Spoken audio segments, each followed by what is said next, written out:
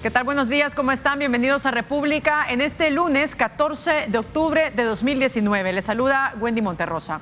La elección del Procurador para la Defensa de los Derechos Humanos lleva 23 días de retraso. Y eso es porque los diputados de la Asamblea Legislativa no se ponen de acuerdo sobre quién debe dirigir esta institución.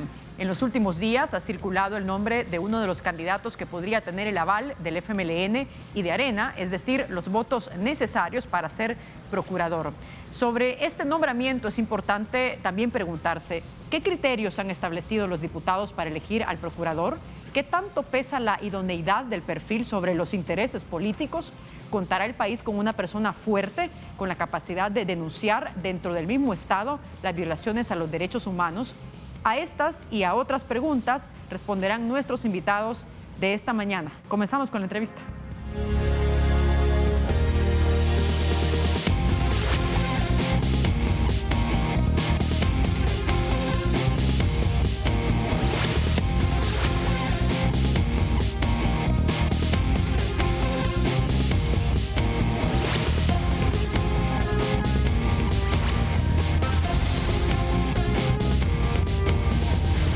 Bien, y como ya lo poníamos en contexto, de esto vamos a conversar esta mañana. Hay muchas preguntas y muchos puntos importantes sobre esta elección del Procurador para la Defensa de los Derechos Humanos, y damos la bienvenida a Saúl Baños, director de FESPAD. Nos acompaña también en el estudio Manuel Escalante, subdirector del IDUCA, y Eduardo García, director de ProBúsqueda, para hacer este análisis. ¿Cómo está? Bienvenido. Buenos días, Wendy. Un saludo a los amigos y a todos los que están en casa. ¿Qué tal? ¿Cómo están? Bienvenidos. Muy buenos días. Buenos días a los televidentes también. Bien, antes de iniciar con esta entrevista, quiero recordarles que estamos en las redes sociales, aparecerán en pantalla para que usted también participe, pueda hacer sus preguntas, comentarios sobre el tema que estamos conversando esta mañana. Estamos en la cuenta de Twitter como República 33 TV, nos encuentra también en el WhatsApp en el 7318 7627 y estamos también en Facebook como República TV 33. Bien, desde el 22 de septiembre esta institución, la Procuraduría para la Defensa de los Derechos Humanos, se mantiene acéfala. Como ya lo decíamos al inicio de este programa, los diputados de la Asamblea Legislativa no han logrado ponerse de acuerdo, no han logrado establecer un consenso sobre quién va a dirigir esta institución tan clave para el país. ¿Qué refleja, en su opinión, este retraso de la elección del Procurador? ¿A qué responde? Bueno, creo que la Asamblea Legislativa no ha perdido la costumbre de desarrollar los mismos procesos, la falta de voluntad política para elegir a funcionarios de segundo nivel. Han hecho un proceso que en principio aparenta un proceso transparente. Hay una apertura del llamamiento que se hace, se inscriben 24 personas, entre mujeres y hombres, y luego también se da un proceso de consulta pública. Hasta ahí todo bien. Sin embargo, empiezan a darse algunos conflictos en cuanto a que no utilizan un baremo. Organizaciones de sociedad civil estamos planteando de que se establezca un mecanismo, una metodología clara, pero sobre todo pública y transparente, y no se hace. Y peor aún, cuando cada uno de los miembros que conforman la comisión, la subcomisión ad hoc que se establece, no dan a conocer los criterios por los cuales ellos presentan sus ternas. Hasta el momento, ninguna organización de la sociedad civil, los medios de comunicación ni el público en general conoce cuáles son los criterios para los cuales se fundamentaron los diputados de la subcomisión y de la comisión política ahora de la Asamblea Legislativa para discutir qué personas pasan. Cada uno de los partidos políticos estableció una terna de candidatos, candidatas, y ahora se tiene una lista sumamente corta. Hay 3 nombres que están girando en derredor y se sabe de que hay negociaciones, así como sucede o ha sucedido en otras elecciones, y no tenemos conocimiento cuáles son los criterios que se establecen para ello. Nosotros hemos planteado de que debió haber habido un baremo, también de que debió haber sido pública los criterios establecidos para la elección, cumpliendo con los requisitos que se establece en la Constitución de la República, así como también en la Ley Orgánica de la Procuraduría para la Defensa de los Derechos Humanos. Saúl, además, para que la gente lo tenga claro, cuando dice baremo, ¿a qué se refiere? ¿Qué elementos debe tener esta, digamos, evaluación que debe hacer? Pues el baremo es una herramienta metodológica que establece criterios estándar Por ejemplo, la Constitución de la República establece dos requisitos fundamentales y esos deben de ser desarrollados. Uno tiene que ver con la instrucción y otro con la moralidad notoria. Estos dos elementos que establecen notoriedad deben de ser públicos, verificables, y no solo únicamente con atestados, es decir, documentos, sino que esos documentos también deben de ser objetivamente verificables. Eso pasa porque las personas que se someten a este proceso público deben de también estar anuentes a que la ciudadanía, la Asamblea Legislativa, haga investigaciones sobre sus ejecutorias personales y profesionales. Eso no se ha hecho. Y si se ha hecho, no se ha hecho público. Y por eso nosotros estamos insistiendo en que las personas que están a punto de ser electas, bueno, una persona de esas tres que se están mencionando, debe de haber un escrutinio público, verificable, objetivo, y eso no se ha hecho. Por lo tanto, el baremo lo que establece son condiciones estándar, es decir, que a cada candidato se le debe de aplicar la misma norma, los mismos criterios para tener resultados que sean favorables, para tener un procurador, en este caso, sumamente capaz, con atestados verificables, objetivos y que reúnan las condiciones y los requisitos que establece la Constitución y el cargo también. Eduardo, ¿cuál es su lectura sobre este retraso que estamos viendo y si coincide con lo que dice Saúl? Esto es algo que lo hemos visto en otros procesos también, digamos, no es nuevo que la Asamblea Legislativa se tarde en elegir algún cargo, sobre todo hablando del Procurador para la Defensa de los Derechos Humanos. Sí, yo creo que los diputados confunden público con transparencia, ¿no? Ellos dicen públicamente en la posición que están, cuáles son, y la transparencia es todo lo contrario, ¿no? La transparencia va más allá. La transparencia es, como decía Saúl, ver también si tienen deudas pendientes, si tienen sentencias ejecutorias, si tienen sanciones legales, si tienen conocimiento, y eso no se ha evaluado bien, ¿no? Ellos han hecho público un procedimiento, pero no han sido transparentes. No han sido transparentes puesto que el presidente de la Asamblea de la República dijo en comentarios públicos, ¿verdad?, que ellos estaban negociando un procurador, una procuradora de derechos humanos que violentara los derechos humanos, ¿no? Es decir, que estuviera a favor de la vida, que estuviera en contra de la despenalización del aborto en todas sus materias, ¿verdad?, que prohibiera los matrimonios de las personas con el mismo sexo y sobre todo que no sancionara a las graves violaciones de derechos humanos cometidas durante el conflicto armado. Entonces, públicamente han dicho todo eso, pero eso no implica una transparencia de la idoneidad de una persona que va a ostentar un cargo. La Procuraduría se estableció con los acuerdos de paz precisamente para proteger a la ciudadanía de los excesos del Estado. Y están buscando una persona que, en connivencia con la Asamblea, con la delincuencia, ¿verdad?, vulnere los derechos de las personas. Las personas tienen derecho a conocer la verdad, a acceder a la justicia, a ser reparadas, como en el caso del conflicto armado, ¿no? Y están buscando a un procurador de derechos humanos, precisamente que segue esa justicia, que no sancione a los responsables de graves violaciones a los derechos humanos.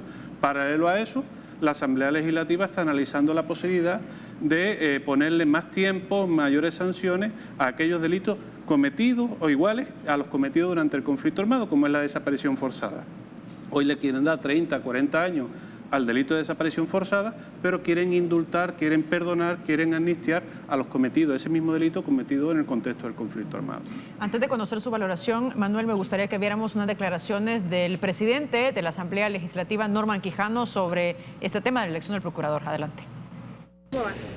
Estamos cerca de alcanzar un acuerdo y los acercamientos van cada vez más cerca y sin dar nombres decirles pues que muy probablemente, porque mientras en política lo único cierto es lo que ya pasó y muy probablemente ahora podamos elegir al procurador, pero hay que esperar estas 4 horas de lo que... ¿Sería un acuerdo con todos los partidos políticos, doctor? Pues eso es lo que se trata, Bueno, quizás es posible que ya se pusieron de acuerdo con el FMLN porque en el caso de Ghana no nos han llamado a ninguna reunión ni a ninguna bilateral.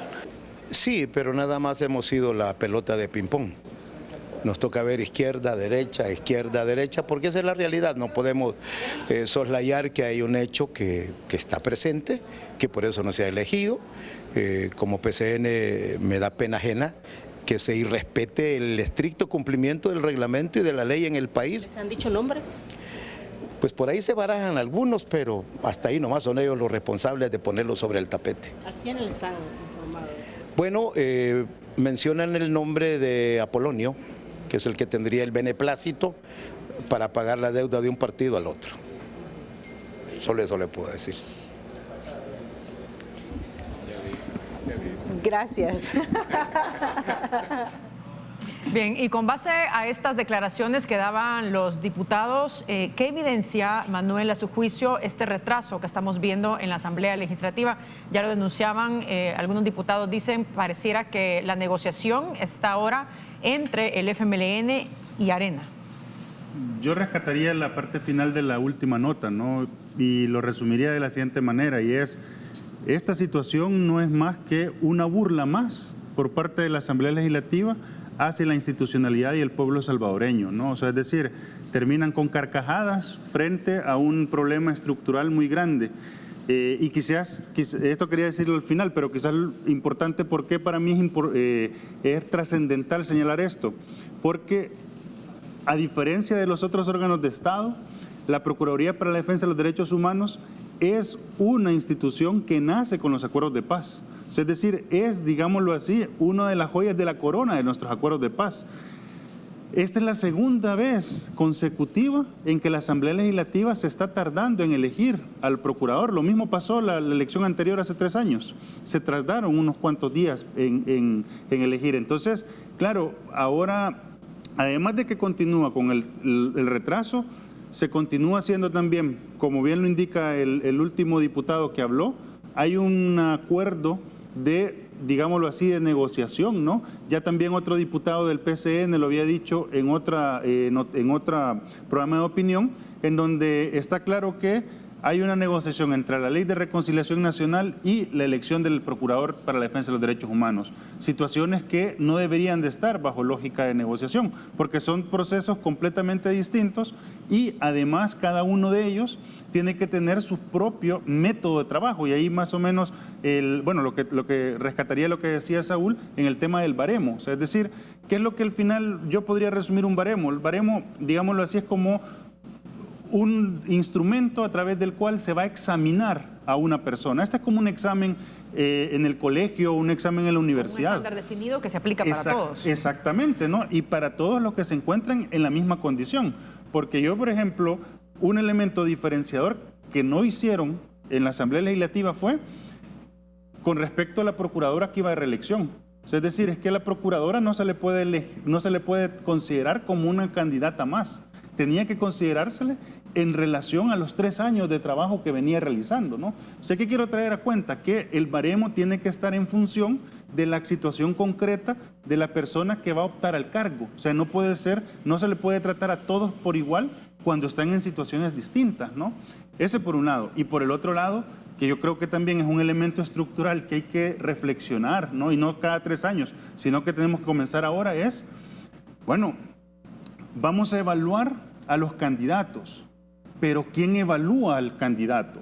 O sea, ¿quién es el evaluador?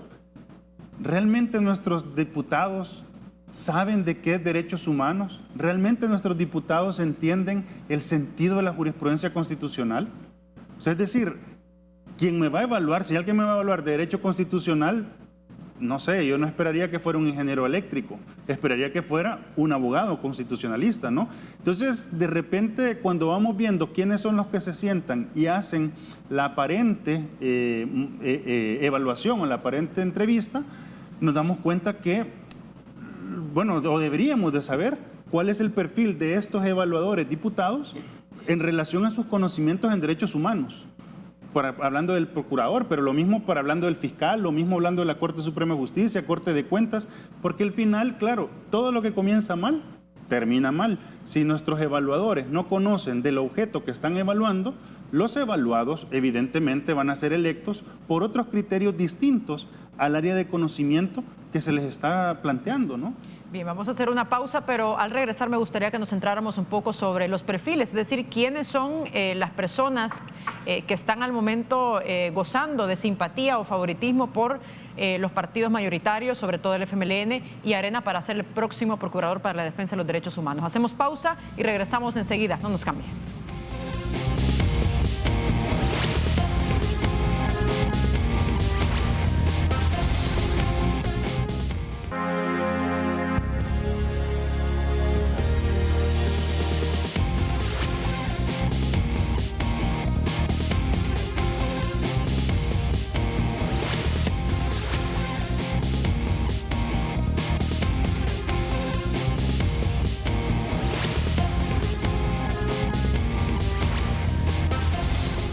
Estamos de regreso esta mañana haciendo un análisis sobre la elección del Procurador para la Defensa de los Derechos Humanos, el retraso que tiene esta institución de 23 días y cuáles son los criterios que han establecido los diputados de la Asamblea Legislativa para poder elegir al titular de una institución clave para el país que tenga posición fuerte y férrea, además de investigar violaciones a los derechos humanos en un país con altos índices de violencia. Nos acompaña esta mañana Saúl Baños, director de FESPAD. También está con nosotros Manuel Escalante, subdirector del IDUCA, y Eduardo García, director de Probúsqueda, que están haciendo un análisis a este tema. Saúl, usted en la primera parte de la entrevista decía algo que me parece muy interesante y es digamos, en la Constitución establece que uno de los requisitos que debe tener el Procurador para la Defensa de los Derechos Humanos es la moralidad notoria.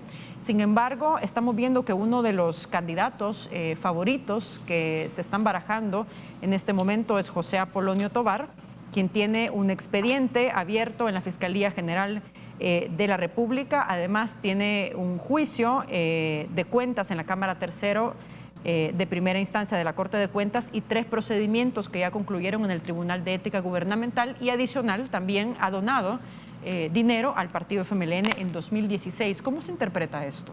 Bueno, debo decir que parece ser que no solo el candidato Apolonio Tovar. Sí, hay otros también que tienen expedientes abiertos. Hay que decir de que los 3 candidatos que están, 2 hombres y una mujer, que están ya en la lista corta, que creo yo que concretamente la Asamblea Legislativa va a tomar en cuenta para nombrar el nuevo titular, tienen esos señalamientos.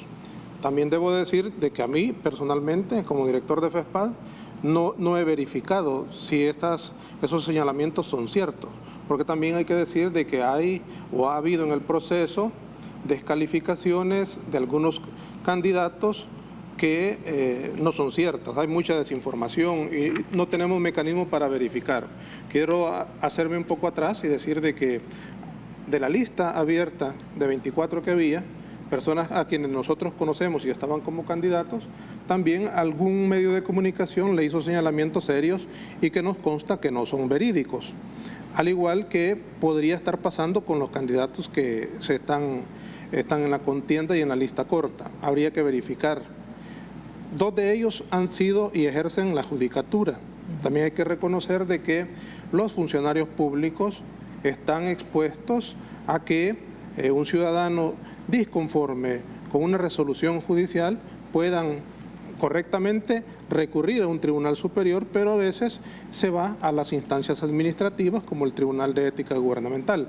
Creo que también dentro del proceso la Asamblea Legislativa debe o debió haber verificado si ciertamente esas denuncias que posiblemente o presumiblemente están en la Fiscalía General de la República, en el Tribunal de Ética Gubernamental, en la Corte de Cuentas de la República, fueron concretamente sancionados o no. Porque hay que decir que también cualquier ciudadano puede ir a cualquiera de estas instancias y abrirle un proceso a un candidato. Entonces, justamente a eso es lo que nos referimos, que la Asamblea Legislativa debe de verificar ciertamente si esos señalamientos son ciertos o no. Y desde la perspectiva procedimental, decir si hubo razón de causa para abrir esos casos o si fueron cerrados. Porque, vuelvo y repito, cualquier funcionario público está con la posibilidad de ser señalado. Uno de los 3 candidatos también se menciona de que un hermano es un exmilitar que ha sido llamado por la Audiencia Nacional de España. Eso lo manejan los medios de comunicación. Hay que verificar si eso es cierto. Porque de ser electa esta persona, que no es Apolonio Tovar, sino que el otro candidato, mire, yo creo que habría un conflicto de interés bastante serio, porque las organizaciones de derechos humanos estamos hablando justamente del tema de la Ley de Reconciliación Nacional, en donde se busca que se sancione, que se castigue a los perpetradores de crímenes de lesa humanidad. Y nos parecería contraproducente, contrario a la razón y al buen sentido, de que un procurador tenga un hermano que está siendo recurrido en un tribunal por crímenes de lesa humanidad. Y así creo yo que debería hacerse el análisis de cada uno de los candidatos. Lo que yo sí creo es que hemos dicho acá de que la Asamblea Legislativa está repitiendo procesos poco transparentes. Eso es una concreción que está ahí y que debe de superarse y que no creo que se va a superar en este interín que estamos teniendo en la elección del procurador o procuradora de derechos humanos. Creo que es una deuda pendiente que debemos de resolver, no solo por la elección del procurador, sino que con todas las elecciones de segundo grado que se dan en la Asamblea Legislativa. Este tipo de negociaciones que se hace, yo recojo lo que decía Manuel y eso es un punto que nos preocupa grandemente, el hecho de que se esté teniendo como moneda de cambio la aprobación de la Ley de Reconciliación Nacional. Eso sí creo que nos parece sumamente grave que esté sucediendo en la Asamblea Legislativa. Ya hemos tenido ejercicios similares en donde los atrasos no obedecen a que no se ponen de acuerdo, sino que están negociando, como dijimos, como moneda de cambio, otros aspectos que pueden ser igual o más relevantes que una elección de segundo grado, porque hay que recordar que la Ley de Reconciliación Nacional viene siendo trabajada después de que la Sala Constitucional en julio de 2016 declaró inconstitucional la Ley de Amnistía de 1993. También nos preocupa eso de que la Asamblea Legislativa esté haciendo un proceso muy poco transparente y que esté llevando la discusión a una negociación y que tengan la poca decencia, el descaro de decirlo frente a las cámaras, ante todo el público, ante los medios de comunicación, de que están negociando el nombramiento del Procurador para la Defensa de los Derechos Humanos. Pero no se dice exactamente qué se está negociando, como dice usted. Justamente, es decir, habría que analizar. Y ante la poca información, creo que las especulaciones son ciertas las que nosotros estamos haciendo. Creo que no nos queda duda de que hay una negociación porque coincide con la Ley de Reconciliación Nacional, con el tiempo que le ha dado la Sala Constitucional, que se vence el 13 de noviembre. Por lo tanto, también hemos descalificado las consultas que se han hecho, las supuestas consultas así denominadas que se han hecho para tratar de dar legitimidad, de dar validación a ese proceso de aprobación de la Ley de Reconciliación Nacional. Eduardo, ¿cuál es su lectura sobre estos 3 perfiles que se están barajando y estos señalamientos de que tienen expedientes abiertos, algunas de las personas, y sobre los 24 en sí que la Asamblea Legislativa ha venido estudiando, si alguno de ellos, a su juicio, tenía la idoneidad o capacidad para ser procurador para la defensa de los derechos humanos? A mi criterio, había candidatos que han quedado fuera de estos 3 que sí que tenían la idoneidad, ¿no? Había personas con una amplia trayectoria de vida dedicada a la defensa de los derechos humanos versus personas que han recibido leves capacitaciones o cursos, ¿no? Estamos ante una situación de una Asamblea Legislativa que hace público, ¿verdad?, el debate sobre cuál será el mejor procurador o procuradora, pero que realmente al final, por debajo de la mesa, es una negociación y eso le quita la transparencia, ¿verdad? Pero se jacta de decir que es transparente. ¿Qué tenía la sociedad civil? La posibilidad de ver, de estar presente, de hacer preguntas a los candidatos, ¿verdad?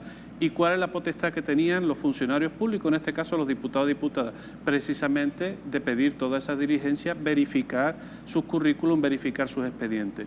De esos 24 candidatos aspirantes que llegaron a la Procuraduría, muchos de ellos ni siquiera reunieron los requisitos materiales de presentar toda la documentación en tiempo, ¿no? Entonces estamos ante unos intereses en los funcionarios que vamos siempre a lo mismo, ¿no? Prevalece el interés ideológico, el interés partidario por encima del interés público, por encima del interés de la sociedad, ¿no?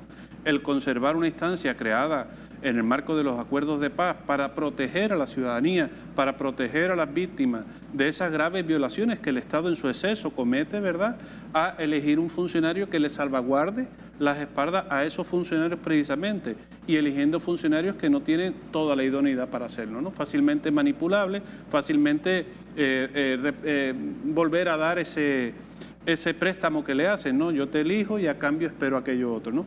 Eso está en el marco del delito de la corrupción, ¿no? Cuando esperamos prebendas de esos funcionarios y de elegir esos funcionarios con otros intereses más allá que el bienestar social.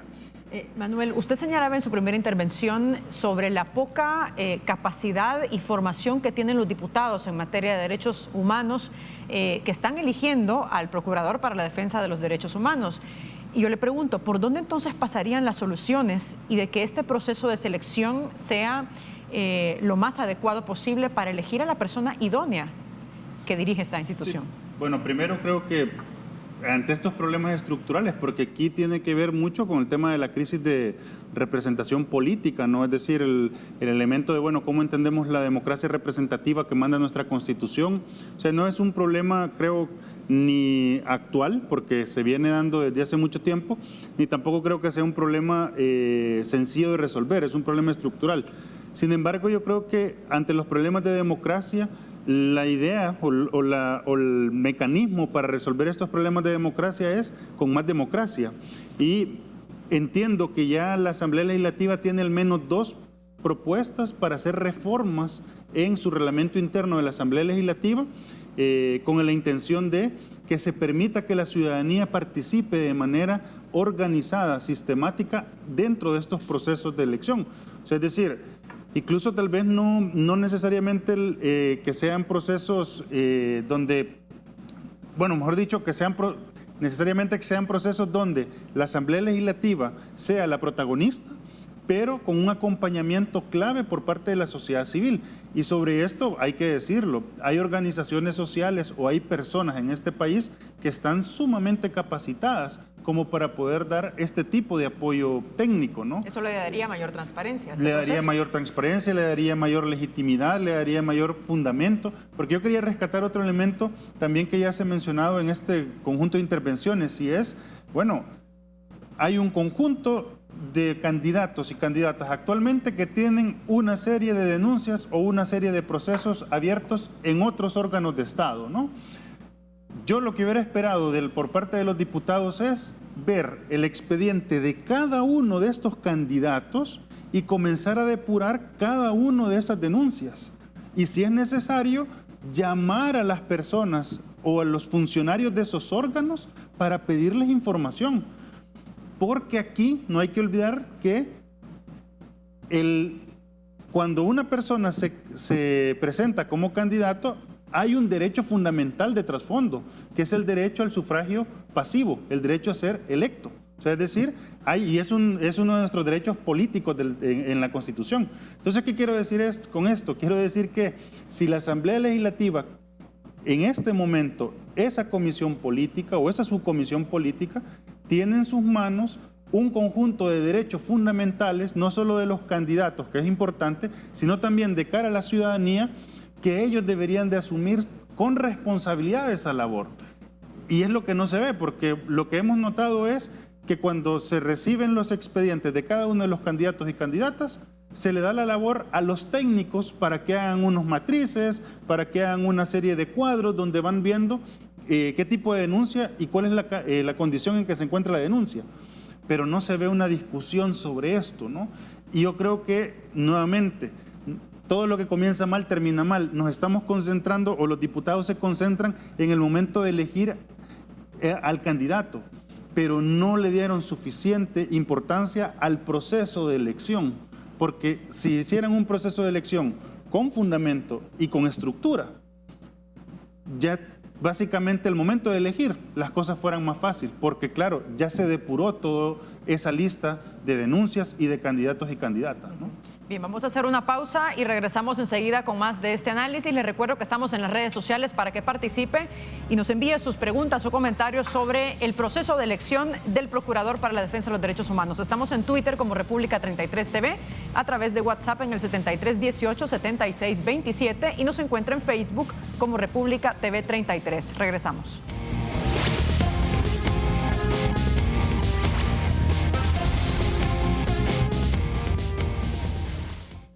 Nueva plataforma Red PTT. Obtienes geolocalización, almacenamiento de audio, además llamadas grupales e individuales. Red, la empresa número 1 en radiocomunicación.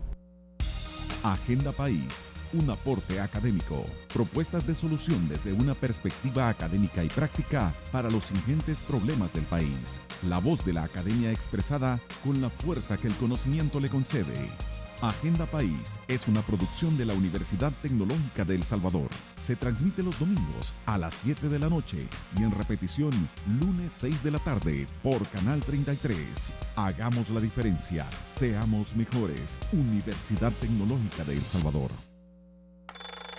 Despertarse, lidiar con el tráfico, la reunión con el jefe, trabajar en el informe para mañana, hacer la cena.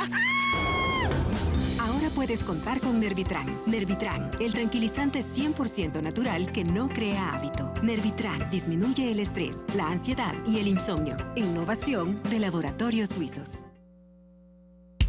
Al hincha le hacía falta un programa con pasión. El amor al deporte en un programa de televisión. Es por Locos, donde no todo es fútbol. De lunes a viernes por Canal 33, 7 en cable. Canal 33, en evolución. Es por Locos, loco por vos. Aquí prevalecen la esperanza y el optimismo que nos han levantado una y otra vez. Con esa actitud debemos trazar de nuevo el camino. Ahora el verdadero reto es atrevernos. Te retamos a que sobresalir se vuelva viral, a tener más metas cumplidas que playlist, a cambiar más realidades que fotos de perfil y a que tu selfie sea el liderazgo.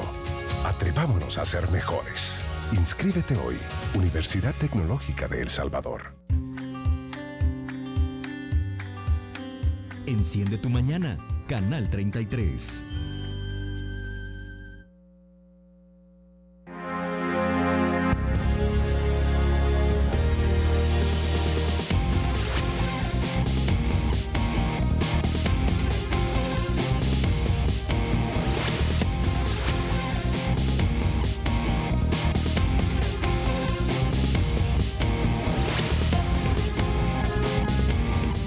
Regresamos esta mañana conversando sobre los elementos que compone el proceso de elección del próximo Procurador para la Defensa de los Derechos Humanos. Está con nosotros en el estudio Saúl Baños, director de FESPAD, Manuel Escalante, subdirector del IDUCA, y Eduardo García, director de ProBúsqueda.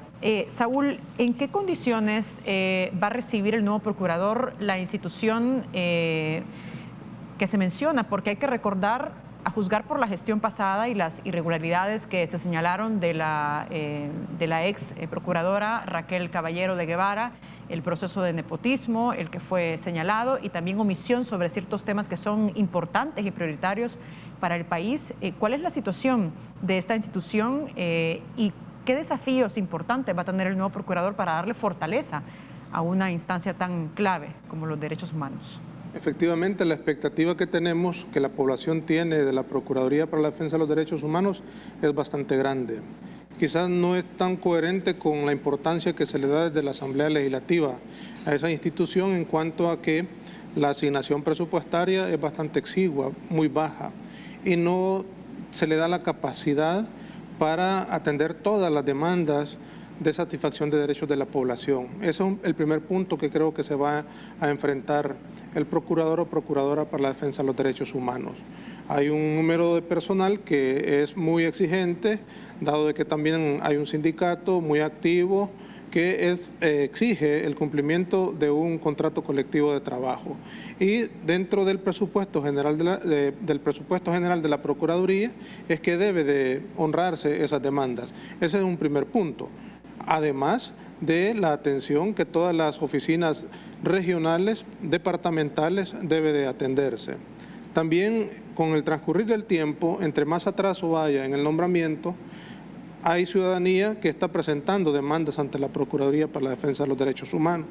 Al no haber titular, se están atrasando esas resoluciones, es decir, que se está generando una mora en lo atinente a lo que compete a la Procuraduría para la Defensa de los Derechos Humanos. Otro elemento que también tiene que resolver la Procuraduría es el hecho de que para hacer un trabajo distinto al que se venía haciendo con la Procuraduría anterior, hay que preguntarse si va a seguir manteniendo los mismos procuradores o procuradoras adjuntas. Hay que preguntarse si el procurador tiene la facultad legal para hacer esas remociones o no. Necesariamente el cambio no pasa por quitar personal de confianza, porque también posiblemente deba de cambiar la mentalidad de los procuradores adjuntos y que se adecúen a el plan de trabajo que debe desarrollar el nuevo procurador. Pero para esa modificación no se va a necesitar un presupuesto mayor.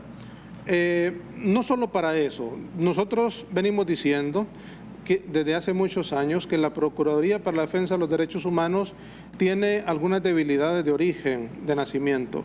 Uno tiene que ver con el presupuesto asignado. Es sumamente bajo. Hay instituciones acá del Ejecutivo que tienen y que incluso en la aprobación del presupuesto 2020 van con aumentos demasiado elevados y la Procuraduría para la Defensa de los Derechos Humanos se mantiene con el mismo presupuesto. Yo creo que eso refleja el poco interés, una vez más, que la Asamblea Legislativa tiene para esa institución que es sumamente importante. Y otra debilidad de origen, a nuestro juicio, es el hecho, y eso está dentro de la ley orgánica de la Procuraduría para la Defensa de los Derechos Humanos, es la capacidad sancionatoria que la Procuraduría tiene. Y es justamente por esa debilidad que tiene en su origen la Procuraduría que los funcionarios prefieren no acatar algunas resoluciones que la Procuraduría tiene en su ley. Hay que recordar que la máxima sanción que la Procuraduría para la Defensa de los Derechos Humanos tiene es un llamamiento público a los funcionarios que, después de haber seguido un proceso largo, la Procuraduría puede hacerlo. En la historia de la Procuraduría, desde la firma de los acuerdos de paz, si no mal recuerdo, solo han habido 2 o 3 sanciones públicas que se han hecho a funcionarios. Entonces, por eso y por otras razones, los funcionarios que son objeto de control en el cumplimiento de su ejercicio y si caen en una violación de derechos humanos, saben de que la Procuraduría no va a hacer una sanción sumamente fuerte. ¿Pero tiene facultades para hacer sanciones la Procuraduría para la Defensa de los Derechos Humanos? Efectivamente tiene... La práctica es que no lo hace. No. ¿Cómo se entiende? Hay un procedimiento sancionatorio, llamamientos, pero decía yo de que la sanción más fuerte que le otorga la ley orgánica a la Procuraduría es un llamamiento público. Si no mal recuerdo, hay una publicación en los periódicos en donde se hace ese llamamiento y se dice de que X o Y funcionario ha sido sancionado por la Procuraduría para la Defensa de los Derechos Humanos como violador de derechos humanos. Generalmente la gente dice, es que él es violador de derechos humanos, pero ese llamamiento que se hace de cualquier ciudadano, de cualquier funcionario contra X o Y funcionario, no tiene el procedimiento que se establece en la ley. Y yo quiero recalcar que me estoy refiriendo a esto porque hay una debilidad en la ley orgánica de la Procuraduría para el hecho de no tener capacidad sancionatoria.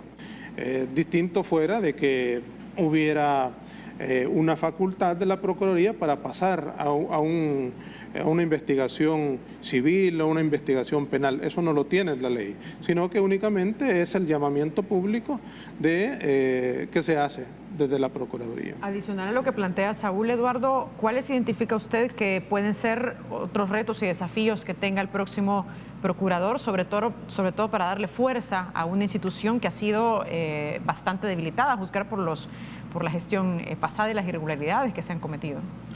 La defensa de los derechos humanos parte desde el territorio, desde la sociedad, desde la ciudadanía organizada, porque denuncia las vulneraciones que cometen precisamente los funcionarios públicos del Estado, ¿no? Ha habido una desarticulación total de todas las mesas de trabajo temáticas que tenía la Procuraduría para la Defensa de los Derechos Humanos en la anterior administración, ¿no? Había mesa de género, había mesa de población LGTBI, había mesa de pueblos originarios, había mesa de memoria histórica y esas dejaron de funcionar, ¿no? Entonces, en un contexto, en un país donde ahora había mesas de migración también, en un contexto, en un país donde hay un desplazamiento forzado, donde hay una constante migración, donde hay una vulneración de derechos humanos a nuestros hermanos, a nuestros connacionales en otros países, en terceros países, no tenemos quien abogue por ello y no tenemos esa conexión social con las víctimas en primera persona, ¿no? Que son las organizaciones sociales que las representan, ¿no? Que es la organización comunitaria, que son esos defensores y defensoras que existen en el territorio, que son los que acompañan a las víctimas a la Procuraduría, ¿no? Porque su papel fundamental es defender a esa población, a las víctimas, ¿no? En un país donde los victimarios tienen mejores condiciones y mayores defensas, ¿verdad? Hasta que se demuestre más que las víctimas, que son las que tienen que aportar, ¿no? Manuel, ¿cuál es su lectura sobre esto? Y también adicional a lo que decía Saúl de la poca capacidad sancionadora o sancionatoria que tiene la Procuraduría para la Defensa de los Derechos Humanos. Sí, yo creo que el tema de las sanciones es muy débil, ¿no? El mecanismo se llama censura pública, o sea, es decir, y como bien lo indicaba Saúl, básicamente es ante una denuncia, una investigación, una serie de oportunidades para que el funcionario acusado pues corrija la situación. Si al final no hay corrección o simplemente no atiende el llamado, entonces la Procuraduría lo que más puede hacer es publicar esto en periódicos de mayor circulación, ¿no? Es una sanción más moral que jurídica y ya hemos demostrado en este país pues que muchos de los funcionarios, si no es con sanciones jurídicas o con el garrote, como se diría socialmente hablando, no entienden, porque de ética y de moralidad pues muy poco, ¿no? Entonces ese elemento creo que hay que reforzarlo, pero también creo que la Procuraduría ya a nivel constitucional tiene herramientas que es importante evaluarlas en función de qué es lo que se ha hecho antes. Por ejemplo, ¿no? En el artículo 194, que es donde están las atribuciones del procurador, se encuentra el de promover recursos judiciales o administrativos para la protección de los derechos humanos. Ahí se pueden promover, por ejemplo, pensando en materia constitucional, amparos, inconstitucionalidades, habeas corpus. La Procuraduría no se caracteriza por promover ese tipo de acciones, que es algo similar, bueno, por poner comparativos a lo que está ocurriendo en Guatemala, ¿no? O sea, es decir, hay una crisis institucional y el procurador está promoviendo este tipo de acciones. O, por ejemplo, promover reformas ante los órganos de Estado para el progreso de los derechos humanos. Ahora se está discutiendo o se está planteando hablar sobre un nuevo sistema de pensiones o hacer reformas al sistema de pensiones o cambiarlo. Ahí la Procuraduría para la Defensa de los Derechos Humanos podría tomar un rol protagónico, ¿no? Por ejemplo, elaborar y publicar informes. Hace unas cuantas semanas se publicó un informe sobre ejecuciones extrajudiciales cometidas por agentes de la policía. Al final de la gestión, exactamente. Pero a la par de ese informe, que es muy bien porque permite identificar unas problemáticas, a mí eché en falta no ver el conjunto de reformas a la ley de la policía o a la ley correspondiente para que esto no se vuelva a dar. Porque ¿qué me sirve simplemente señalar la problemática si no hago lo necesario para que esto no vuelva a ocurrir? Dicho así, visto así en términos generales, la Constitución manda a crear una institucionalidad que, si bien a nivel sancionatorio tiene muy pocas herramientas, pero a nivel de promoción de los derechos humanos, de reformas institucionales, tiene muchas herramientas.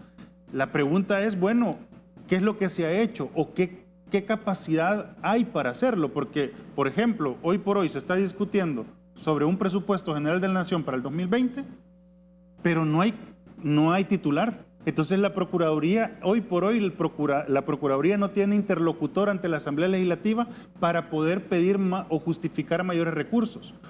Porque también, a partir de todas estas atribuciones que he leído, lo que tenemos es una institucionalidad que es muy poco para sancionar, pero es muy especializada o debería ser muy especializada para reflexionar nuestro sistema político, jurídico, administrativo en lógica de derechos humanos. Pero hasta ahora no ha sido la característica de la Procuraduría y por lo visto tampoco lo será, pues porque, como bien se indicaba, es de las instituciones que menos recursos tiene, ¿no? Bien, vamos a hacer una pausa, pero regresamos enseguida sobre aquellos aspectos importantes que el próximo procurador debe ponerle atención, temas que son prioritarios para el país. Hacemos pausa y regresamos enseguida. Estamos en las redes sociales, puede participar haciendo sus preguntas y comentarios. En la cuenta de Twitter nos encuentra como República 33 TV y también en WhatsApp 7318-7627. Estamos en Facebook como República TV 33. Regresamos.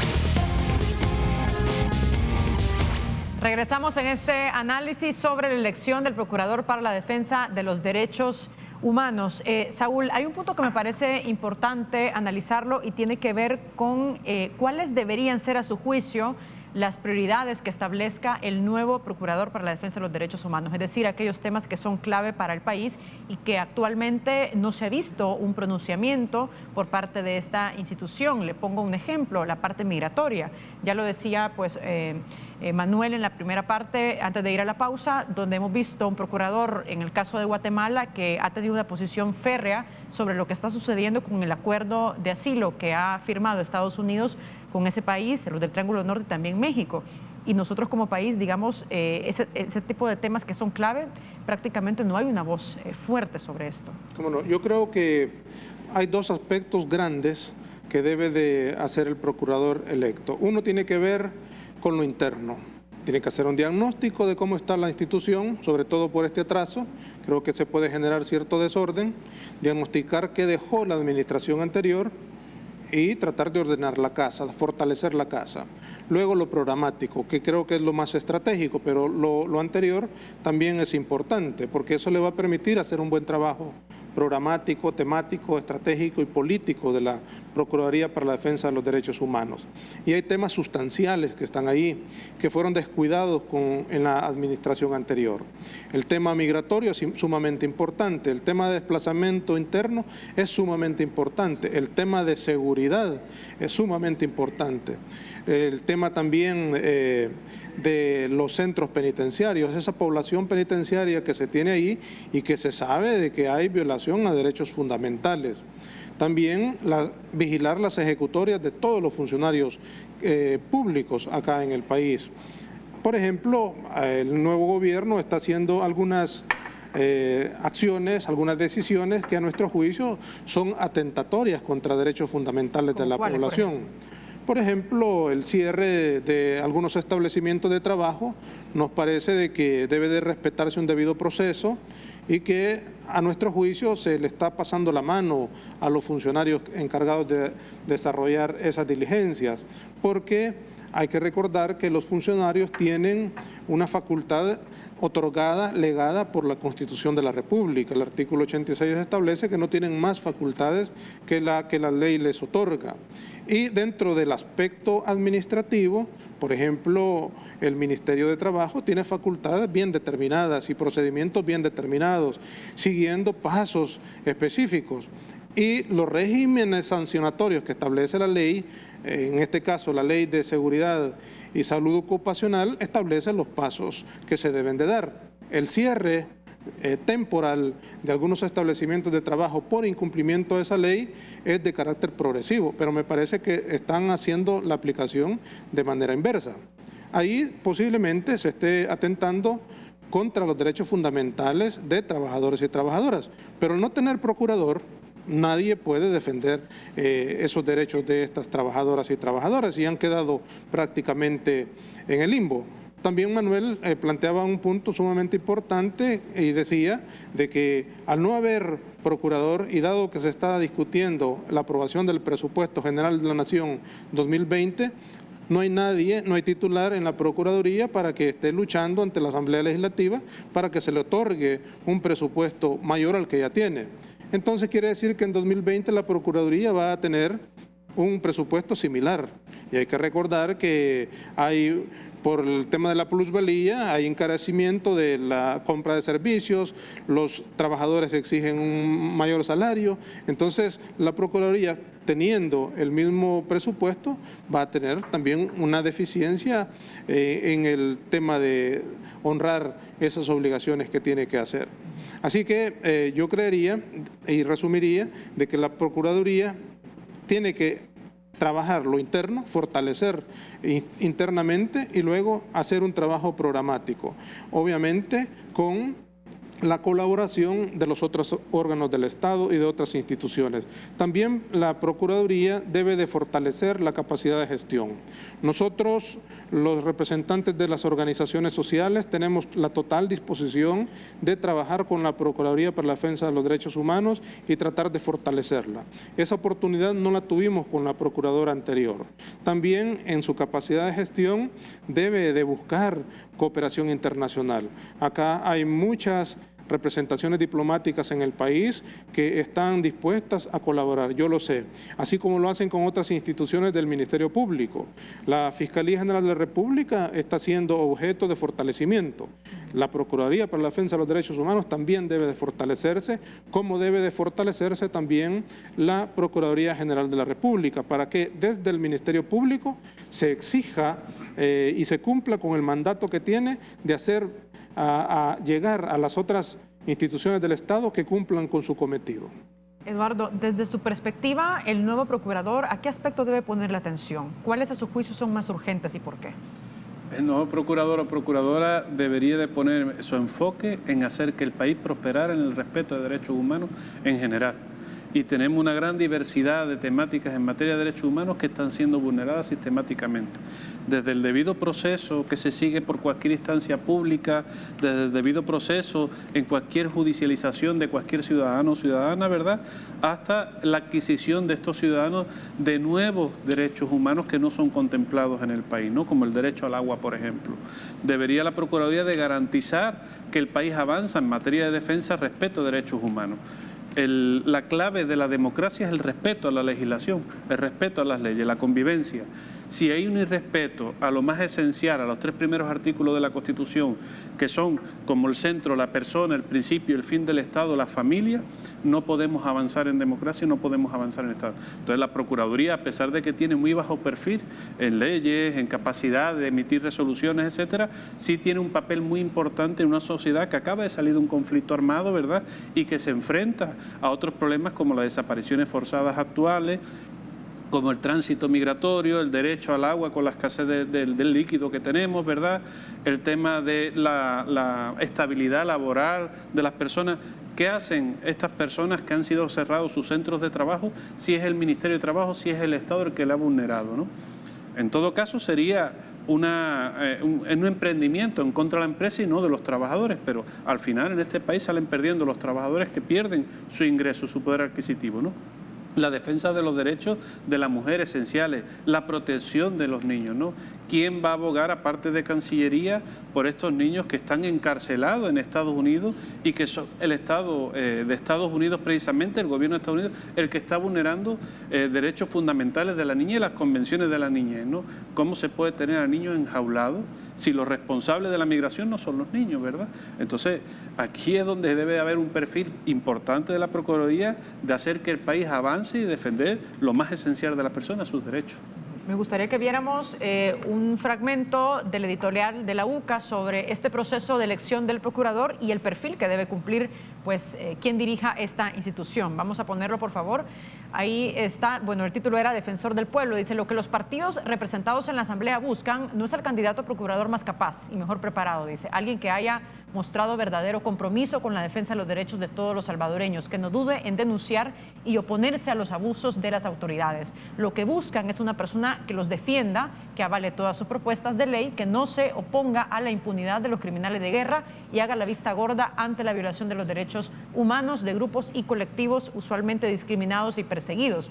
Es decir, quieren a un procurador que no procure ni defienda los derechos humanos. Quieren dejar indefenso al pueblo salvadoreño. Me quedo con este fragmento de este editorial de la UCA. Hay otro pedazo donde dice, son muchos los ejemplos de la despreocupación, incluso desprecio de los diputados por los derechos humanos, una propuesta de ley de reconciliación que en realidad busca proteger a criminales de guerra y de lesa humanidad, la insistencia en incrementar las penas como medio para controlar el delito, la incorporación en la legislación ordinaria de las medidas extraordinarias para los centros penales, evitando así que el sistema cumpla con su función de rehabilitar a las personas que han delinquido, la falta de una normativa que posibilite la búsqueda efectiva de los desaparecidos o la protección de quienes sufren desplazamiento forzoso. Ante esta posición de la UCA, Manuel, ¿cuál es a su juicio, digamos, los temas urgentes a los que el procurador debe poner atención, pero no solamente eso, sino denunciar violaciones a los derechos humanos que están sucediendo en el país y que son temas que prácticamente quedan relegados? Sí. Yo quizás, bueno, como ya incluso Guayo lo mencionaba, ¿no? Es decir, lo que tiene que procurarse es fortalecer los derechos humanos en todo nivel, porque realmente en el país hay muchas deudas en relación a esto. Incluso yo siempre recojo el nombre del informe de la Comisión de la Verdad, ¿no? Que se hablaba, era de la locura a la esperanza, pero dada la situación y, digamos, el debilitamiento del sistema de derechos humanos en el país, pareciera ser que estamos de la locura, estamos volviendo otra vez a la locura. Pero bueno, tratando de priorizar, y esta es una posición personal, ¿no? Pero con algún grado de fundamento, yo creo que hoy por hoy lo urgente es la protección del medio ambiente. Por una cuestión quizás muy básica, y es que si no hay medio ambiente saludable, no van a haber seres humanos a quien proteger. O sea, es decir, necesitamos proteger nuestro entorno para que realmente la sociedad salvadoreña pueda desarrollarse, porque en la medida que el entorno se va degradando, las luchas y los conflictos sociales van a ir aumentando. Entonces es mejor atender nuestro entorno, nuestra Pachamama, nuestra madre naturaleza, para poder resolver, o sea, servir de base y resolver otros elementos. Porque también la protección del medio ambiente está conllevando la protección de otros derechos, como por ejemplo el tema de los desalojos. O sea, es decir, ya en la comunidad del Espino, aquí en Antiguo Cuscatlán, pero también se reportaba un desalojo en la zona de Tasajera, ¿no? O sea, 100 familias aproximadamente, de acuerdo a algunos medios de comunicación, que fueron desalojadas. ¿Con qué objetivo? Bueno, tanto el Espino como Tasajera, para construcción de hoteles o lugares de vivienda. Está bien, es desarrollo, dicen algunos, desarrollo económico que va a traer desarrollo social, pero esas construcciones, que sin duda es alteración del medio natural, ¿realmente están pensadas respetando el medio ambiente o están pensadas solamente para privatizar unas ganancias en el corto plazo y socializar las pérdidas medioambientales en el largo plazo? O sea, es decir, ¿qué rol va a jugar, por ejemplo, en este caso el Ministerio de Medio Ambiente y la Procuraduría acompañando estos procesos? Y a propósito, para el presupuesto 2020, esta institución tiene un recorte de 3 millones. Exactamente. Ya tenía un presupuesto bastante bajo de 18.3 y se calculan 15 millones, un poquito más, para el próximo año. Pero tengo que hacer una pausa, Manuel, y regresamos con más de este análisis. Estamos en las redes sociales para que participe y nos envíe sus preguntas y comentarios, y al final pues pasamos para que respondan nuestros invitados. Estamos en Twitter como República 33 TV, en WhatsApp 7318-7627 y nos encuentra en Facebook como República TV 33. Regresamos.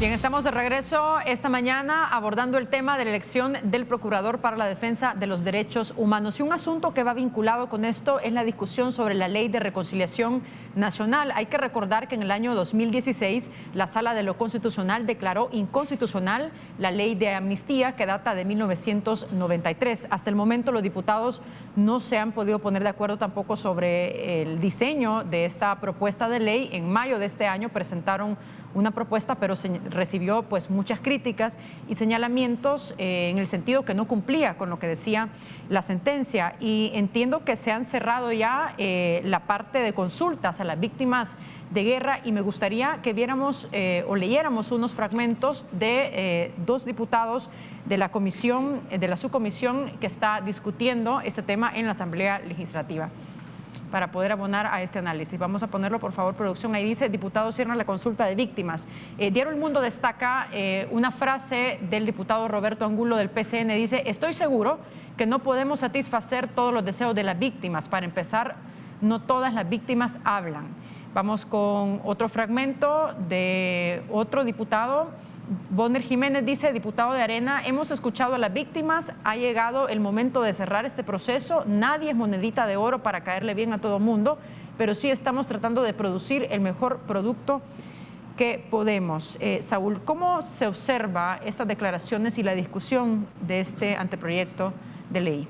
Bueno, quizás antes, Wendy, contextualizar a la ciudadanía, quienes nos miran, cómo está este proceso. Usted ya dijo de que En 2016 la Sala Constitucional declaró inconstitucional la Ley de Amnistía de 1993. De esa fecha hacia acá, la anterior composición de la Sala Constitucional desarrollaba audiencias públicas cada año para saber cómo las instituciones o agentes obligados a darle cumplimiento a esa sentencia le iban dando cumplimiento. Así, en 2017 se tuvo una audiencia pública en donde estuvimos representantes de organizaciones de derechos humanos y público en general, así como medios de comunicación, y determinamos de que a un año de la declaratoria de inconstitucionalidad no se le había dado ningún cumplimiento. Transcurrió otro año y también la Sala Constitucional desarrolló otra audiencia pública en donde ahí sí ya hubo leves avances, pero muy mínimos. Uno de esos avances fue que la Asamblea Legislativa ya había nombrado una subcomisión que iba a analizar la creación de una ley de reconciliación nacional o con otra denominación, porque no se manejaba en ese entonces el nombre de Ley de Reconciliación Nacional. Nosotros, las organizaciones de derechos humanos, ante esa omisión de la Asamblea Legislativa, también elaboramos nuestra propia propuesta de ley y la presentamos a la Asamblea Legislativa, pero no fue tomada en cuenta. Luego, ya en este año, en donde correspondía a la Asamblea Legislativa haber aprobado la Ley de Reconciliación Nacional, y a eso le antecedió la propuesta Parker, así denominada, que era una ley de impunidad. Nosotros también nuevamente presentamos una propuesta para que la Asamblea Legislativa la tomara en cuenta.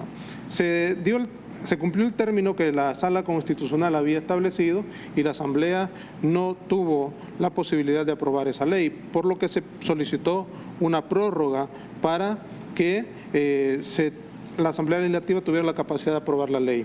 Esa prórroga se vence el 13 de noviembre. Y la sentencia de la Sala Constitucional mandata de que las víctimas deben de ser escuchadas para que sus expresiones, sus argumentos sean tomadas en cuenta en esa ley a aprobar. La Asamblea Legislativa, tratando de cumplir ese requisito que le establece la Sala Constitucional, plantea hacer algunas consultas en ciertos puntos del país. Nosotros participamos en esas consultas y aquí coincidimos con las declaraciones que ha dado el diputado Martel en decir de que esto es una burla prácticamente, lo que ha tratado de hacer y hacer creer de que son consultas desarrolladas por la Asamblea Legislativa. No son consultas y lo mínimo que se ha hecho es tomar en cuenta la representatividad de las víctimas acá en el país. Y justamente como lo planteaban las notas, ya ha sido cerrado el proceso de consultas. Ellos pretenden legitimar la propuesta que van a dar y nosotros estamos previendo que así las cosas, lo que está de cara es que se puede aprobar una ley de impunidad más.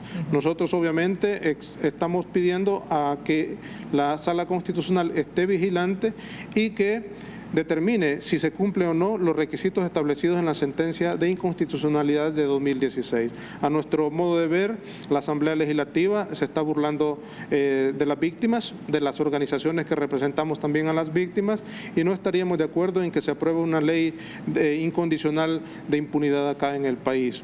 Por lo tanto, nosotros estamos vigilantes para que esa ley, que posiblemente se apruebe también dentro del término que ha establecido la Sala Constitucional, no sea esa ley de impunidad. Y aquí nosotros ligamos el tema de la elección, del atraso de la elección de la Procuraduría, porque hay que estar vigilantes. Creemos de que la especulación es razonable, la que tenemos, de que el atraso del nombramiento del procurador obedece a que se está negociando, y aquí retomo las palabras del presidente de la Asamblea Legislativa cuando ha dicho de que están negociando el nombramiento del procurador. Creemos que ese negocio obedece a que también están buscando los votos para aprobar la ley de reconciliación nacional. La ley de reconciliación sería una moneda de cambio, entonces. Prácticamente sería una moneda de cambio, y eso es sumamente peligroso para el país, porque venimos desde hace más de 27 años tratando de hacer justicia, verdad y reparación a las víctimas acá en el país, y vemos que hay poca voluntad política por parte de los diputados y diputadas de la Asamblea Legislativa. El punto o uno de los puntos de discusión es si se establece cárcel o no para crímenes de lesa humanidad. Hay que recordar que en el proyecto que presentaron los diputados en mayo pasado, que de hecho la Corte Interamericana de Derechos Humanos se pronunció, establecía que para aquellos casos o penas o condenas de menos de 10 años se establecía trabajos de utilidad pública para estas personas. ¿Cómo valora desde su perspectiva esto que se está discutiendo, Eduardo, y sobre todo aquellos aspectos que van enfocados más a las víctimas, que tanto se ha escuchado o no a las víctimas del conflicto armado, que es una parte fundamental para poder crear esta ley? Bueno, no solo el tema de cárcel, también es el tema de fondos para la reparación. A la base de la sentencia inconstitucional hay dos motivos. Una, que se le ha negado la justicia a las víctimas y por ende la reparación.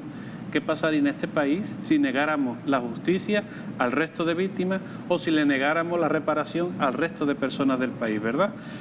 Por ejemplo, un accidente de tráfico y le negamos la reparación del vehículo, ¿verdad que habría molestia social? Pues exactamente igual lo que tienen las víctimas, y no es un vehículo lo que han perdido, son seres queridos, ¿no? El tema de la cárcel es... Están valorando el subir condenas, ¿verdad? El aumentar condenas para ciertos delitos, como el tema de la desaparición forzada. Acaban de condenar a menores de edad a más de 100 años de prisión, ¿verdad? Ha sido la sentencia. Y vamos a perdonar, vamos a indultar, vamos a poner a barrer parques a personas que rajaron el vientre a mujeres embarazadas y le sacaron sus fetos en el mozote. Vamos a dejar libre, sin prisión y sin sanción, a personas que asesinaron deliberadamente a niños indefensos. O sea, aquí no estamos hablando de las tareas propias del conflicto, del enfrentamiento entre un bando y otro, que también está reglamentado, y a eso le llaman crímenes de guerra, ¿verdad? Estamos hablando de los crímenes más atroces, de los que han dañado a toda la sociedad, ¿verdad? Y luego la otra parte en discusión es, se ha trabajado con las víctimas, se les ha consultado. La participación de las víctimas implica también la participación en el articulado de la ley, no en preguntar a las víctimas si están de acuerdo o no con la prisión, ¿verdad? Esas consultas de un día para otro, a nosotros nos han llegado citatorios de la Asamblea Legislativa para que convoquemos a víctimas de probúsqueda 2 días antes. ¿Cómo podemos decirle nosotros a una persona que trabaja para su subsistencia, deje el trabajo mañana, que esto es más importante, ¿verdad? Cuando se le pide audiencia a un diputado son hasta con 15 días de antelación, ¿verdad? Entonces, ese irrespeto no hay un trato igual, desde la convocatoria. Convocatoria es la que no han llegado víctimas y sí han llegado también veteranos de guerra, los cuales tienen ya su legislación, ¿no? Aquí estamos beneficiando a quienes causaron el daño, ¿verdad? Y estamos dejando en la absoluta indefensión y olvido a quienes recibieron el daño. Esa simetría, ¿no? El tema de participar en el articulado, ¿no? A las víctimas no se les ha preguntado, les han dicho, ¿ustedes quieren perdonar aunque sean los huesitos? Esa manipulación que han hecho con las madres de los desaparecidos. No habrá madre que en la actualidad tenga un hijo desaparecido que ante la desesperanza de un Estado que no es capaz de buscar a su hijo, de encontrárselo y devolvérselo, le diga que aunque sean los huesitos para poderlo enterrar dignamente quiere. Pero esa no es la responsabilidad del Estado. La responsabilidad del Estado es no solo satisfacer esa demanda de la madre, sino aplicar la justicia. Entonces el Estado no puede abstraerse de cuáles son sus responsabilidades por sus conveniencias. Y estamos viendo que estos diputados no solo no oyen a las víctimas, sino que desobedecen a la Sala de lo Constitucional. 3 años de una cosa que era inmediata, de imperativo, era una orden de la Sala de lo Constitucional, con 2 motivaciones importantes, negar la justicia y negar la reparación, y están precisamente en su formato de ley, en su propuesta, negando la justicia y negando la reparación. No asignando presupuestos, diciendo que en la medida de los recursos disponibles del Estado le darán reparación, y negando la justicia, estableciendo parámetros diferentes a los actuales para aplicar la justicia de delitos comunes. Eso justo les iba a preguntar, Manuel, ¿han ustedes identificado algún punto de, digamos, de recursos o de presupuesto que los diputados estén contemplando para poder atender y reparar a estas víctimas de acuerdo o con base a este proyecto de ley? No, hasta el momento el proyecto de ley básicamente, bueno, o la propuesta, porque ni siquiera se elevó a proyecto de ley lo que he trabajado en la Asamblea Legislativa, a diferencia de lo que presentaron las víctimas, que sí es un proyecto de ley que entró por la vía legal correspondiente, ¿no? Y en cambio lo de los diputados no se ha elevado a ese nivel. O sea, esto es un documento de trabajo realmente. Pero bueno, viendo ese documento de trabajo, no está asignado presupuesto para las reparaciones, sino que ocupan la frase que ya algunos decretos ejecutivos de los gobiernos anteriores han tenido, y es que esas reparaciones se van a dar siempre y cuando existan recursos para ello, ¿no? Entonces, ¿qué significa eso? Significa que el Estado no se compromete a presupuestar un año antes el dinero suficiente para dar la reparación, sino que en la ejecución del presupuesto, si sobra dinero de alguna otra área, se comprometen a comprometen entre comillas, ¿no? Porque eso al final ya no depende del Ejecutivo ni del Legislativo, sino de la combinación de ambos, se comprometen en trasladar el dinero. Entonces, y hay que tomar en cuenta la situación fiscal que tiene actualmente el país. Exactamente. Y el presupuesto que requiere deuda de 755 millones para el próximo año. Y sin mencionar eso, y también sin mencionar que en todo esto no se toca el dinero para publicidad. Por eso sí lo tienen todos los órganos de Estado, pero los otros dineros, pues, para reparaciones, eso sí, como digo, no se aseguran, ¿no? Y por lo tanto, nosotros lo que vemos es una deficiencia en cuanto a la manera en cómo han venido formando el proyecto de ley y la manera en cómo al final lo han articulado. Vale la pena decir, ya con esto cierro, ¿no?, que el día de hoy la subcomisión que está redactando la ley anunció la semana pasada el cierre de consultas y ha anunciado que este día comienza la redacción de su proyecto, entenderíamos que el final. Pero claro, una redacción que va a ser sin consultas, lo van a hacer exclusivamente ellos, ¿no? Habría que ver entonces qué tipo de proyecto van a presentar. Bueno, hemos llegado al final. Muchas gracias por habernos acompañado, Saúl. Muchas gracias. Gracias a ustedes, Wendy. Un saludo a todos y todas. Eduardo, muchas gracias por haber estado con nosotros. Manuel. Gracias y feliz día a los televidentes. Y con esto cerramos. Será hasta mañana a la misma hora de siempre. Les espero. Fuerte abrazo. Buenos días.